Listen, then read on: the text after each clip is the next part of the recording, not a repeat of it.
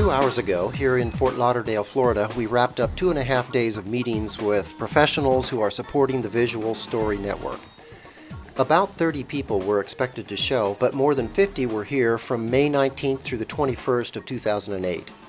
This group was hosted by Book of Hope Ministries, which is located in a beautifully renovated high-rise where people from 23 individual churches speaking 16 different languages worship every Sunday. Clyde Taylor is serving as director for the Visual Story Network. He helped organize this event because he became aware of a significant number of media professionals who felt that the church is, by and large, failing to talk to the world in ways that they can understand.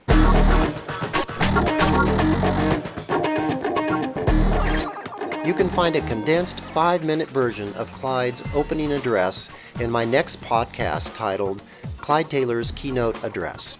Speakers at this event stated that 60% of the world is still illiterate, while in the U.S., 85% of high school and 65% of college students say that they would never willingly read a book after graduation. The typical teenager in Swaziland, Africa, watches 1 to 2 hours of TV every day, and what they watch is The Jerry Springer Show.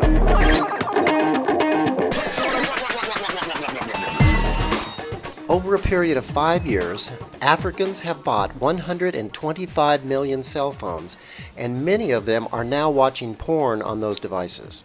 Rob Hoskins from Book of Hope Ministries pointed out that the gospel has been preached for 1,500 years and has been in print for 500 years.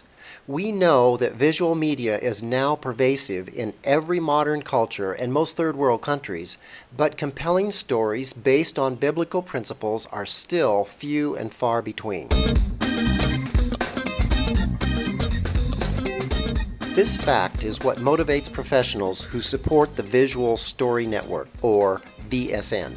The VSN roster reads like a who's who in Christian media. I noticed that some of the people in this group seem to know each other well, but for the most part, the majority of us were meeting each other for the first time and developing what many of us hope will become lasting relationships. When Clyde invited more than 50 creative people to sit in the same room with access to an open mic, we got what you'd pretty much expect. Discussions were lively and passionate, and no one was timid about their opinions. I met an interesting mix of business people, producers, full-time ministers, distributors, and a few educators. But the single most noticeable characteristic was every person's desire to advance the gospel through visual media. That's the one topic where everyone was always on the same page, focused on the same message, and had a common purpose in mind. Clyde Taylor's opening address on the first evening was important for me because I was just starting to figure out the VSN mission and purpose, and I wanted to know if my students could be involved.